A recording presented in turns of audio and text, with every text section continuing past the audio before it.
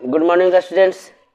इस वीडियो में हम आपके लिए लेकर आए हैं जीव विज्ञान क्लास 10वां का ऑब्जेक्टिव मोस्ट इम्पोर्टेंट क्वेश्चन, जो 2023 के दृष्टिकोण से बहुत ही उपयोगी है। फर्स्ट, जैव प्रक्रम और पोषण से मैं लिया हूँ। पहला क्वेश्चन है, निम्नलिखित क्रियाओं में कौन सजीव के मुख्य लक्षण है? सजीव के मुख्य लक्षण, सजीव के लक्षण में आते हैं स्थानांतरण यानी लोकोमोशन, जगह परिवर्तन करना, श्वसन भी और प्रकाश संश्लेषण भी। ये तीनों तो सजीव के लक्षण हैं। तो ऐसा लग रहा है कि इनमें सभी आंसर होना चाहिए, लेकिन दिया हुआ सवाल पर जरा गौर कीजिए कि इस मुख्य लक्षण, तो स्थानांतरण पेड़ पौधे में नहीं होंगे और प्रकाश संश्लेषण जंतु में नहीं होंगे, लेकिन श्वसन एक ऐसी प्रक्रिया है जो जंतु में होगी और पेड़ पौधे में भी होंगे, जबकि पेड़ पौधे और जंतु दोनों सजीव हैं। तो इसका सही आंसर ख होनी चाहिए। फर्स्ट का ख। क्वेश्चन नंबर सेकंड, कोशिका के किस भाग में सजीवों के सारे गुण विद्यमान होते हैं? सोचिए और सही जवाब चुनिए। 3 सेकंड आपके लिए। इसका सही आंसर होगा जीव द्रव। कोशिका के किस भाग में सजीवों के सारे गुण विद्यमान रहते हैं? जीव द्रव में। क्वेश्चन नंबर थर्ड है, वे सारी क्रियाएं जिनके द्वारा जीवों का अनुरक्षण होता है क्या कहलाती है? क्रियाएं यानी प्रक्रिया, सारी क्रियाएं, सिर्फ पोषण, श्वसन और जनन इधर दे रखा है, तो वे उस प्रक्रिया को क्या कही जाती है? जैव प्रक्रम। सही आंसर क्या होगा? जैव प्रक्रम। वे सारी क्रियाएं जिनके द्वारा जीवों का अनुरक्षण होता है क्या कहलाती है? जैव प्रक्रम। क्वेश्चन नंबर 4, निम्नलिखित में कौन स्वपोषी होता है? निम्नलिखित में कौन स्वपोषी होता है? जीवाणु, कवक, सभी जीव या सभी हरे पौधे? स्वपोषी, जो अपना भोजन खुद बना लेता है। इसका सही आंसर सभी हरे पौधे अर्थात जिसमें क्लोरोफिल मौजूद हो, वही स्वपोषी कहलाता है, अपना भोजन वह खुद बना लेता है। क्वेश्चन नंबर 5 है कि प्रकाश संश्लेषण के किस पदार्थ का निर्माण होता है? प्रकाश संश्लेषण क्रिया से आफ्टर फोटोसिंथेसिस कौन सी प्रोडक्ट तैयार होती है? CO2 तो वह लेता है इस क्रिया में, H2O जल लेता है, क्लोरोफिल की उपस्थिति में बनाता है। तो सही आंसर होगा ग, कार्बोहाइड्रेट। 5 का आंसर होगा कार्बोहाइड्रेट। ग्लूकोज, कार्बोहाइड्रेट का निर्माण होता है। नेक्स्ट क्वेश्चन है, गोबर छत्ता में किस प्रकार का पोषण होता है? परजीवी, स्वपोषी, मृतजीवी? सही आंसर होगा मृतजीवी।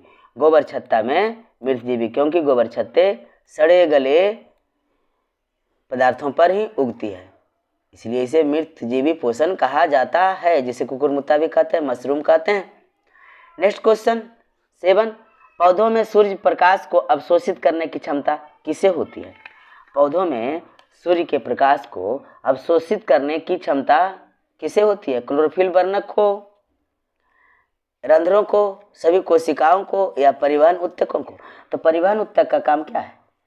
उसका काम है जल और खनिज को जड़ के खींचकर विभिन्न भागों तक पहुंचाना और पत्तियों द्वारा निर्मित भोज्य पदार्थ को विभिन्न भागों तक पहुंचाना।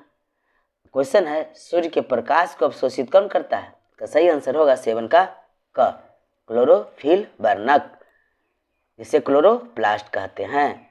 नेक्स्ट क्वेश्चन है 8वां कि प्रकाश संश्लेषण क्रिया में गैसों CO2 एवं O2 का आदान प्रदान किन अंगों द्वारा होता है? किन अंगों द्वारा होता है? क्वेश्चन है, जड़ द्वारा, तना द्वारा, पत्तियों में अवस्थित रंध्रों द्वारा? इनमें से कोई नहीं।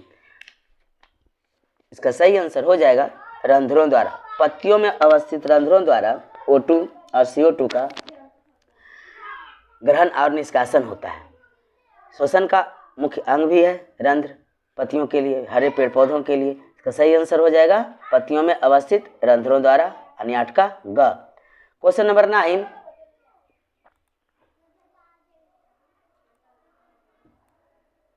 क्वेश्चन नंबर 9 है, मनुष्य के दांत की सबसे ऊपरी परत क्या है? मनुष्य के दांत की सबसे ऊपरी परत जिसके कारण दांत कठोर होते हैं। मनुष्य के दांत की सबसे ऊपरी परत क्या है? डेंटाइन, इनामेल, मज्जा गुहा, अस्थि। इसका सही आंसर हो जाएगा इनामेल। इनामेल के कारण ही दांत कठोर होते हैं और चमकीला भी होता है। जो दांत की ऊपरी परत होती है इनामेल का बना होता है। तो 9 का आंसर हो जाएगा ख, इनामेल। नेक्स्ट क्वेश्चन है लार किस ग्रंथि का स्राव है? लार जो है किस ग्रंथि द्वारा स्रावित होती है? ऑप्शन है पैरोटिड ग्रंथि, यकृत, जठर ग्रंथि या आंत ग्रंथि। इसका सही आंसर हो जाएगा पैरोटिड ग्रंथि द्वारा लार स्रावित होती है। क्वेश्चन नंबर 11, इनमें से क्या जठर रस में मौजूद नहीं होता? इनमें से क्या जठर रस में मौजूद नहीं होता है? हाइड्रोक्लोरिक अम्ल, म्यूकस, पेप्सिनोजन या फिर पीत। इसका सही आंसर हो जाएगा पीत। जठर रस में पीत मौजूद नहीं होते हैं। नेक्स्ट क्वेश्चन नंबर 12, इनमें कौन मनुष्य के छोटी आंत का भाग नहीं है? छोटी आंत का भाग नहीं है। डिओडिनम, कोलन, जेजुनम या इलियम। इसका सही आंसर हो जाएगा कोलन। छोटी आंत का भाग नहीं है। जेजुनम है, इलियम है और डिओडिनम है, लेकिन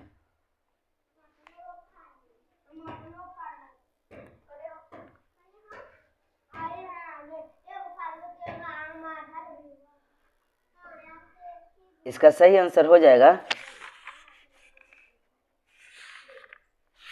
ख, कोलन। क्वेश्चन नंबर 13 की ओर बढ़ते हैं। इनमें कौन अवशेषी अंग है?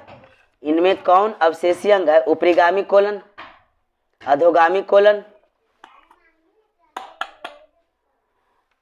अपेंडिक्स, अनुप्रस्थ कोलन। क्वेश्चन नंबर 13 है, इनमें कौन अवशेषी अंग है? ऊपरीगामी कोलन, अधोगामी कोलन, अपेंडिक्स, अनुप्रस्थ कोलन। क्वेश्चन नंबर 13 का 4 ऑप्शन दिए गए हैं, इसमें आपको सही आंसर चुनना है। इसका सही आंसर हो जाएगा अपेंडिक्स। अवशेषी अंग है, जिसे कभी हो जाता है हम लोगों को तो अपेंडिक्स का ऑपरेशन कराना पड़ता है। ये अवशेषी अंग है, क्योंकि इस कोई जरूरी अंग नहीं है हमारे लिए, इसे बाहर निकाल दिया जाता है। मनुष्य में पाचन की क्रिया आरंभ होती है कहाँ से? मुख गुहा से, ग्रास नली से, आमाशय से या फिर यकृत से। मनुष्य का पाचन मुख से ही प्रारंभ हो जाती है, क्योंकि ग्लूकोज का पाचन मुख से ही प्रारंभ हो जाता है। मुख मनुष्य ही नहीं बल्कि कोई भी जीव हो, कोई भी जंतु हो। तो इसका सही आंसर हो जाएगा मुख गुहा। मनुष्य में पाचन की क्रिया मुख गुहा यानी मुंह से ही प्रारंभ हो जाती है। क्वेश्चन नंबर 15, इनमें कौन आमाशय ग्रंथि का जठर ग्रंथि का भाग नहीं है? म्यूकस कोशिकाएं, ख है जाइमोजिन कोशिकाएं, मूल पित्तवाहिनी, अम्लजन कोशिकाएं। इसका सही आंसर हो जाएगा मूल पित्तवाहिनी, मूल पित्तवाहिनी। क्वेश्चन नंबर 16, इनमें किस रचना के कारण मुख गुहा के भोजन श्वासनली में नहीं जा पाता? कंठद्वार के कारण, एपिग्लॉटिस के कारण, ग्रसनी के कारण, ग्रास नली के कारण। इसका सही आंसर हो जाएगा एपिग्लॉटिस के कारण। क्वेश्चन नंबर 17, छोटी आंत में भोजन का पाचन पूर्ण होने के बाद वह क्या कहलाता है? छोटी आंत में, बड़ी आंत नहीं पूछा है। छोटी आंत में जब भोजन का पूर्ण पाचन हो जाता है तो फिर वह भोजन क्या कहलाती है? इसका सही जवाब होगा, पहले ऑप्शन तो देख लीजिए, काइम, सक्कस, एंटेरिकस, मल या चाइल। तो इसका सही आंसर होगा चाइल कहलाता है। छोटी आंत में जब भोजन का पाचन पूर्ण हो जाती है तब वह बड़ी आंत में प्रवेश करता है, जहाँ पानी का अवशोषण होता है। तो आफ्टर पानी का अवशोषण ही मल कहलाता है। मल द्वार के बाद उसे उत्सर्जित कर दी जाती है। जब छोटी आंत में भोजन का पाचन होता है तो बड़ी आंत में पहुँचने के पहले उसे चाइल कहा जाता है। तो 17 का सही आंसर हो जाएगा ऑप्शन नंबर घ, चाइल। क्वेश्चन नंबर 18 है कि निम्नांकित किस रचना की मदद से अमीबा अपना भोजन ग्रहण करता है? अमीबा अपना भोजन ग्रहण किस अंग के द्वारा करता है? कुटपाद, न्यूक्लियस, भोजन रसधानी या कोशिका मुख। तो अमीबा अपने भोजन का ग्रहण वह कुटपाद की मदद से करता है। इसका सही आंसर हो जाएगा 18 का क, कुटपाद। क्वेश्चन नंबर 19 है, निम्नांकित कौन अमीबा में पोषण की प्रक्रियाओं में एक नहीं है? अमीबा के लिए पोषण की प्रक्रियाओं में एक नहीं है। अंतःग्रहण, पाचन, बहिष्करण, अपघटन। इसका सही आंसर हो जाएगा अपघटन, क्योंकि अमीबा भी भोजन का अंतःग्रहण करता है, पाचन करता है और उसका बहिष्करण करता है। सही आंसर हो जाएगा अपघटन।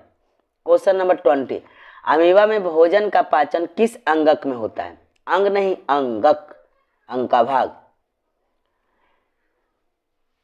कुटपाद, भोजन रसधानी में, केंद्रक में, साइटोप्लाज्म या कोशिका द्रव में? तो 20 का सही आंसर हो जाएगा भोजन रसधानी में। भोजन का पाचन अमीबा में किस अंगक में होता है? भोजन रसधानी में। क्वेश्चन नंबर 21, पैरामीशियम में भोजन का अंतःग्रहण शरीर के किस रचना से होता है? पैरामीशियम जो चप्पल के आकार की होती है, पैरामीशियम में भोजन का अंतःग्रहण क्या भोजन रसधानी से होता है, सीलिया से होता है, कोशिका मुख से होता है या फिर केंद्रक से होता है? इसका सही आंसर हो जाएगा ग, ऑप्शन नंबर ग, कोशिका मुख से। क्वेश्चन नंबर 22, अमीबा में पोषण की किस प्रक्रिया को नीचे दिए गए चित्र में दर्शाया गया है? चित्र को आप देखिए। पहला है अंतःग्रहण, दूसरा है पाचन, तीसरा है बहिष्करण और चौथा है प्रचलन। इसका सही आंसर हो जाएगा बहिष्करण, यानी भोजन का अंतःग्रहण किया, अगला स्थिति में राजधानी में लाकर पचाएगा, उसके बाद फिर बहिष्कृत कर देगा, उसे बाहर निकाल देगा। कुटपादों की सहायता से भोजन को लिया होगा, फिर उसे बाहर निकाल दिया गया। इसका सही आंसर हो जाएगा बहिष्करण, यानी उत्सर्जित कर रहा है यह भोजन के पाचन को। क्वेश्चन नंबर 23 है, मनुष्य के आहार नाल की लंबाई कितनी है? मनुष्य के आहार नाल की लंबाई कितनी है? 8 से 10 मीटर, 8 से 10 सेंटीमीटर, 2 से 4 मीटर या 1 से 2 मीटर? इसका सही आंसर हो जाएगा ऑप्शन नंबर क, यानी 8 से 10 मीटर। पूरी आहार नाल की लंबाई मुख से लेकर के ग्रासनरी से लेकर के एनस तक की लंबाई कितनी होती है? 8 से 10 मीटर, जिसमें छोटी हाथ बड़ी हाथ सभी की लंबाई जोड़ दी गई है। क्वेश्चन नंबर 24, मनुष्य को भोजन के विभिन्न स्वादों का ज्ञान निम्नांकित किस रचना की मदद से होता है? ऑप्शन है दांत से, लार ग्रंथि से, स्वाद कलियों से, दांत की मज्जा गुहा से। ये तो बिना सोचे समझे आप लगा सकते हैं, स्वाद कलियों से, दांत से होगा नहीं, लार ग्रंथि से होगा नहीं, दांत की मज्जा गुहा से होगा नहीं, तो स्वाद कलियों से ही हमें स्वादों की जानकारी मिलती है। क्वेश्चन नंबर 25, दांतों की अच्छी प्रकार से सफाई नहीं करने पर दांतों पर बनने वाले एक अस्थायी परत क्या कहलाता है? दंत अस्थिक्षय, मज्जा गुहा, डेंटाइन या दंत प्लाक? इसका सही आंसर हो जाएगा दंत प्लाक कहा जाता है।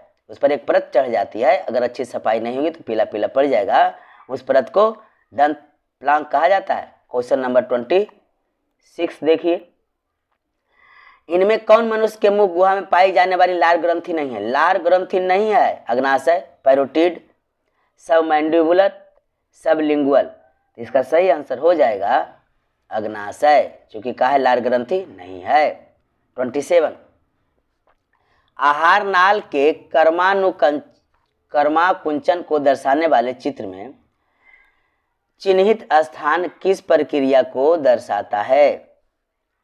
इसका सही आंसर हो रहा है संकुंचन। आप फिगर को देखिए, आहार नाल दिया गया है, भोजन की ग्रास ली गई है, यह संकुचन हो रहा है। सही आंसर क्या हो जाएगा? संकुचन।